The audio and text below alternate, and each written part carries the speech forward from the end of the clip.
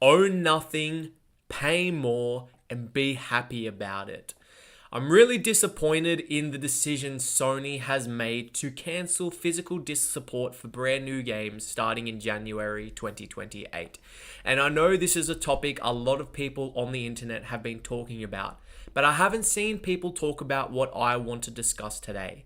And the impact of physical media is really important. And where I live in Australia, the PlayStation Store has an egregious monopoly. And it's incredibly disappointing that this decision has been forced upon consumers with no impact or regard to what implications this is going to have on the future. I want you to cast your mind back to that feeling of being a child. Do you remember how incredible it felt when you would go to a video game store, choose what title you wanted, and actually had that bought, taken home, and plugged into your console? Better yet, do you remember going to a midnight launch or picking up your pre-order for that anticipated title that you were waiting for months, years even? You know, look at what's happening with Grand Theft Auto 6. I remember when GTA 5 released in 2013 and the hype around that game was massive. Going to a midnight launch, everyone was so excited. Now, GTA 6 is probably the most hyped game that we will ever see. I don't know if we're ever going to experience something quite like this ever again. And what a missed opportunity to have a physical release. I understand that most of the time now the games aren't even printed on the disc. It's basically a license key where you have to download the entire game anyway. But these things that we took for granted are now going to be lost to time, and it's incredibly disappointing. Not only that, as I mentioned, living in Australia, the PlayStation Store has such a monopoly. I know for a fact that every single old title is more expensive on the PlayStation Store than if I was to go into EB Games or any other retailer and pick up a physical copy.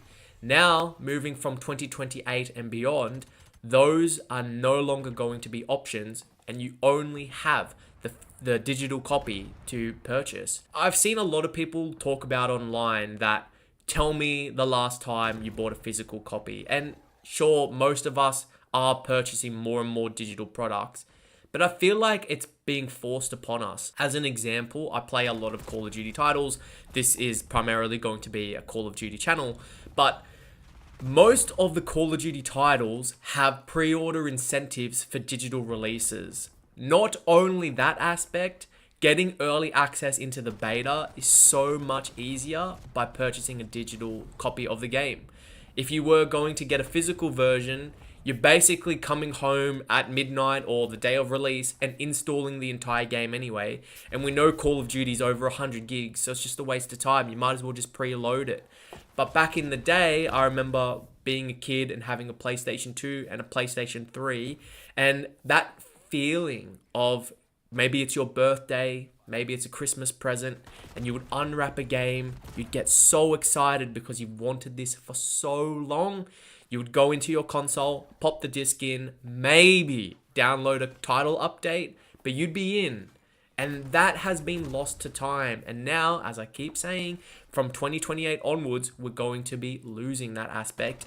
And the PlayStation Store is just going to continue having this monopoly over the store. I don't know what market implications this is going to have, you know. In Australia alone, EB Games is probably on its last legs. If you walk into an EB Games here, most of the time they're not even selling games. They're selling merchandise, board games, and other stuff. That's not what it used to be. 10 years ago, 15 years ago, I remember walking into EB Games and there would be a PlayStation 2 section, a PlayStation 3 section, and a PlayStation 4 section, and the games were stacked. There were so many titles. There were always pre-owned games as well.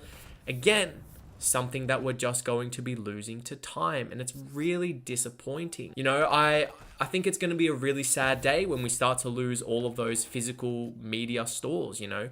Walking into JB Hi-Fi, that game section's going to be gone.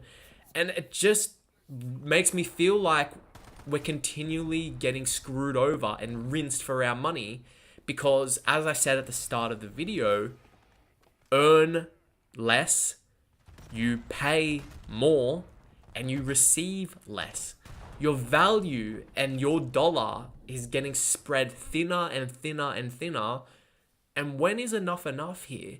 I know there is a large physical media community around where they only buy physical titles. And correct me if I'm wrong in the comment section here, but are physical titles even meaning anything anymore?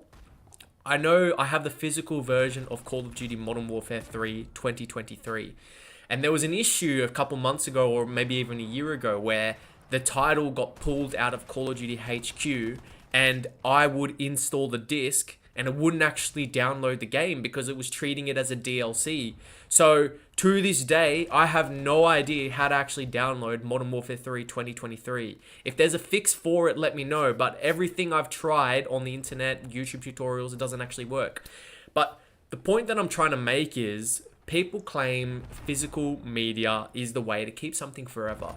But using Modern Warfare 3 as an example, it's not. Because the game is not on the disc and it's only a license to download something from the store.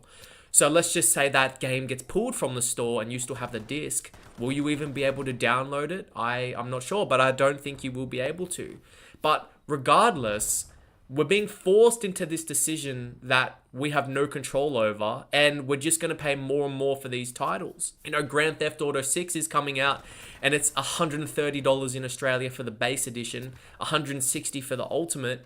If it's a digital only title and there's no middleman, no production costs, why aren't digital games cheaper? Back in the day when they were doing the first digital releases, I'm pretty sure the digital title was $10 cheaper. And now that's completely gone out the window. The other thing that's really disappointing from Sony is the announcement of the PlayStation Vita and the PlayStation 3 stores closing down. They claim it's to support e-commerce changes in the global market, but I don't believe that for a second. You're telling me that all of these titles that are digital only on the PlayStation Store are going to be lost to time? Not only that, what's going to happen to a lot of the old DLC? You know, I'm thinking back to Prime Call of Duty, Prime Battlefield, etc. They're still charging full price for those DLCs and those titles. Are they going to give them away for free so people can still download them? You know, a lot of those games, DLCs, titles, they hold a lot of memories for so many people. And to have those titles pulled completely is just really disappointing. And again, something that we're going to be losing to time, because especially for DLC, they are only a digital release.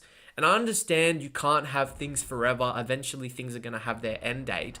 But nothing is being kept up or maintained to have some sort of record of these titles or these purchases or these DLCs. Because, you know, on the PlayStation 4 and the PlayStation 5, you can't play your PlayStation 3 titles. So is this essentially it? Is the PS3 going to become a brick? You can't play online soon? I'm sure that's going to be something that's going to be discontinued.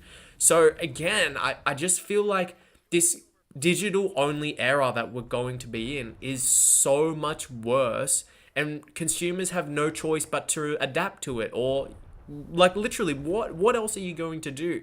You are being forced by these you are being forced by these companies to adapt or be left behind. And no matter how much we criticize or critique it, they simply do not care. And it's really disappointing. Now, that's kind of all I have to say about the topic. I know a lot of people have been talking about it online, but I just wanted to share my 2 cents. If you're new around here, my name is Jimmy, aka Gemini Gaming, and my intention is to create videos that are a little bit more old school YouTube, laid back, easy commentaries, not much editing, and perhaps something that you can watch while you're eating food or, you know, by yourself and wanting to just listen to somebody talk about games. So I want to hear from you. Let me know in the comment section where you're commenting from. As mentioned, I'm based in Australia, and as a new small content creator, I'd really appreciate a like rating or a comment or a subscribe. Let me know how I can improve or what you want to see on the channel. Have a good one. See you later.